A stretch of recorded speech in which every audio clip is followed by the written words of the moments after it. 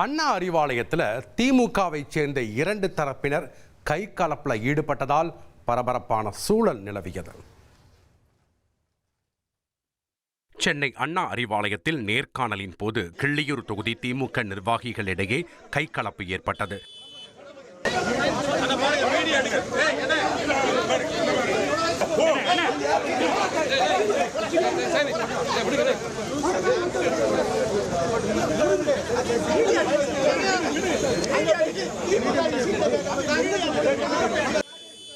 கிள்ளியூர் தொகுதியின் தற்போதைய சட்டமன்ற உறுப்பினராக காங்கிரசின் ராஜேஷ்குமார் உள்ளார்.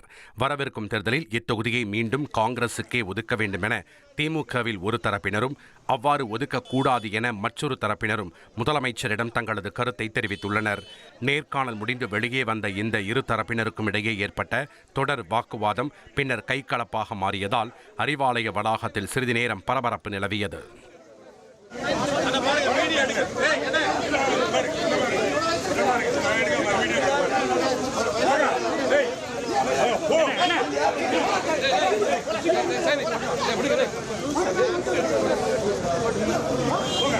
யாரு